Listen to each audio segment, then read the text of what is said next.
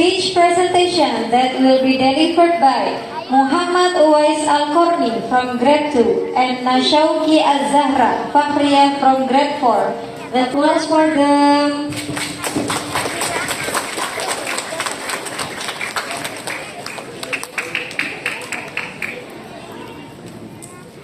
Assalamualaikum warahmatullahi wabarakatuh.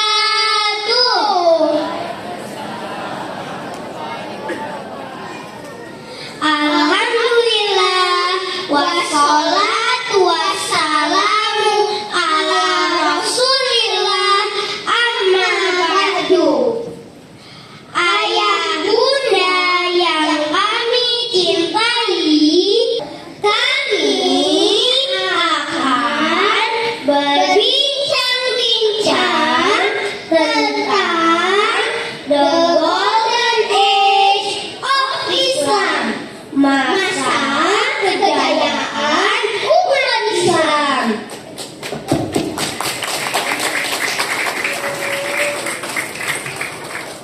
By the way, Uwais dan teman-teman semua, kalau kita lihat kaum muslimin di zaman now sepertinya sudah sangat memprihatinkan ya. I agree with you, Hanasha. Mereka tertinggal oleh orang-orang barat. Tingkat pendidikannya pun begitu. Dan kekuatan kaum muslimin menjadi lemah. Lihat saja saudara-saudara kita di Palestina. Mereka disakiti, dizalimi oleh Zionis Yahudi. Dan sementara itu, tidak banyak pemimpin kaum muslimin yang menolong mereka untuk melawan penjajah. Tapi, tahu tidak Uwais dan teman-teman semua, sebenarnya kaum muslimin dahulu pernah mencapai masa kejayaannya. Masa tersebut dinamakan The Golden Age of Islam. Masa itu sekitar abad ke-9 sampai ke-13 Masehi. Pada masa itu, kaum muslimin sangat maju dan unggul dalam ilmu pengetahuan. Bukan hanya pengetahuan agama religius, bahkan pengetahuan sains dan teknologi. Oh iya, karena dan teman-teman, aku baru ingat. Kalau tidak salah, di masa itu bertepatan dengan dinasti kekhalifahan Abbasiyah ya. Di masa kejayaan itu banyak sekali lahir ilmuwan muslim yang menjadi bapak ilmu pengetahuan. Wah, keren dan hebat ya. That's right, Uwais, betul sekali. Tahukah Uwais dan teman-teman semua, ini apa? This is kamera Kanasha. Tentu saja, tahukah Uwais dan teman-teman semua siapa yang pertama kali menemukan teknologi optik atau kamera? Ada yang tahu?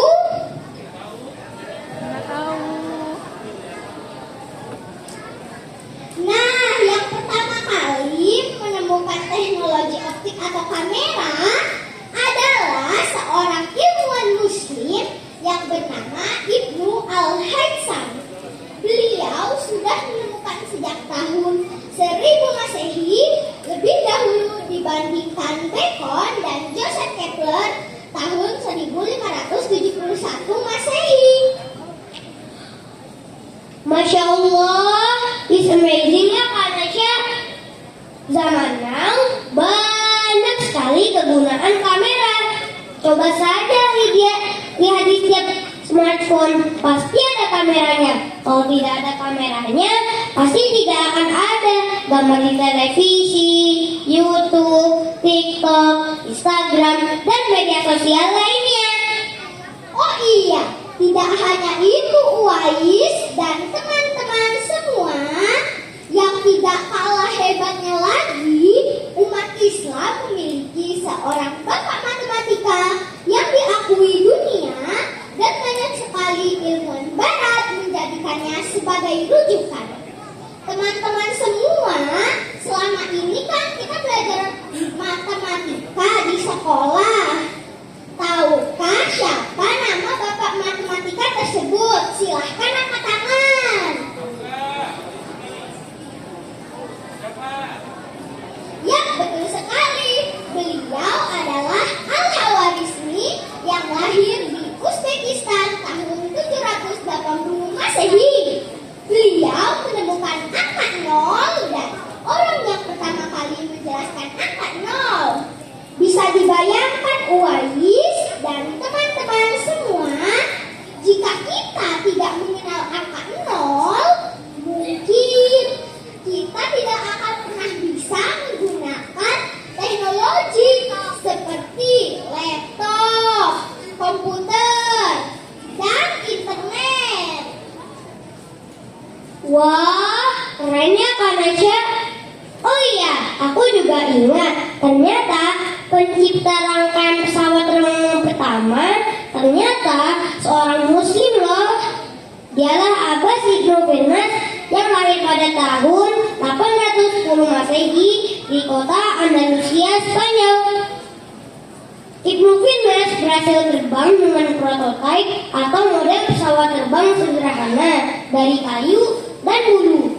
Meskipun ketika beliau mendarat tidak sempurna karena ia lupa memberikan rekor pada pesawatnya.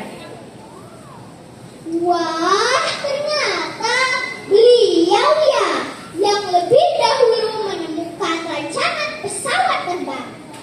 Aku kira Wright bersaudara tahun 1903 Masehi. Oh ya, Anasya dan teman-teman, kalian tahu tidak dengan Ibnu Ismail Al-Ghazali? Beliau juga ilmuwan muslim hebat, sang penemu teknologi robotik pada tahun 1300 Masehi. Beliau yang lebih dulu menemukan teknologi robotik dan pneumatik dibandingkan ilmuwan barat seperti Leonardo da Vinci. Sungguh sangat banyak sekali manfaat dari teknologi robotik Uwais dan teman-teman semua.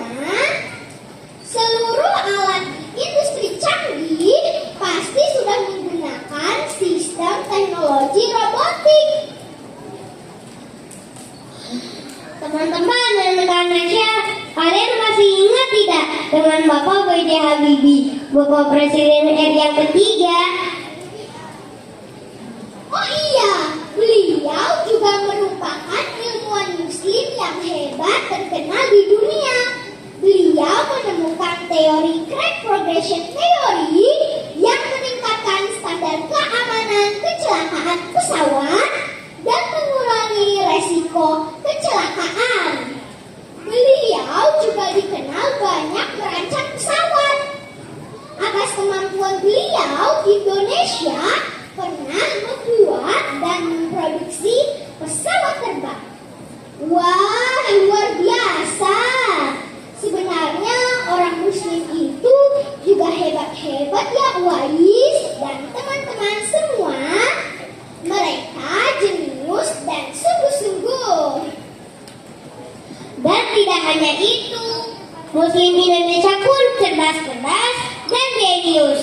Contohnya Eyang Habibie. Oleh karena itu Uwais dan teman-teman semua, kita sebagai generasi zaman now harus menjadi generasi penerus mereka supaya kelak ketika kita dewasa kita bisa menolong saudara-saudara kita yang ada di Palestina. Kunci kesuksesan mereka adalah banyak belajar dan membaca seperti firman Allah, Iqra bismi rabbikal ladzi khalaq. Bacalah dengan nama Rabbmu yang menciptakanmu. Yang kedua adalah bersungguh-sungguh. Tentunya dalam menuntut ilmu dan melakukan percobaan, mereka banyak sekali mengalami rintangan, kesulitan, dan hambatan. Tapi dengan bersungguh-sungguh semua itu akan menjadi mudah. Hayo, siapa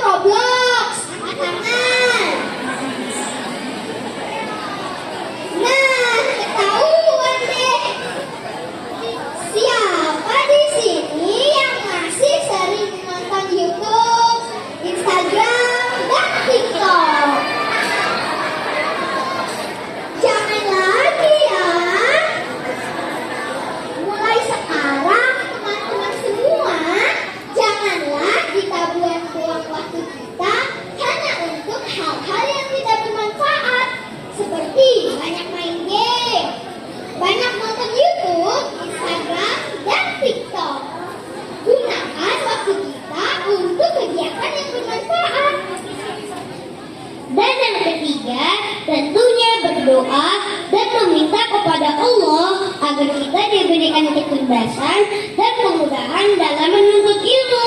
Dengan banyak membaca, bersungguh-sungguh, dan berdoa, insya Allah dunia akan ada dalam genggaman kita.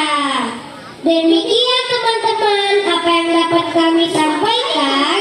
Semoga memotivasi kita semua untuk bisa meneladani ilmuwan muslim.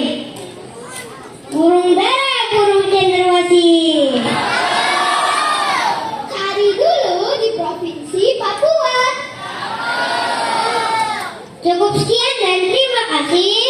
Semoga bermanfaat untuk kita semua. Billahi taufiq wal hidayah. Wassalamualaikum warahmatullahi wabarakatuh.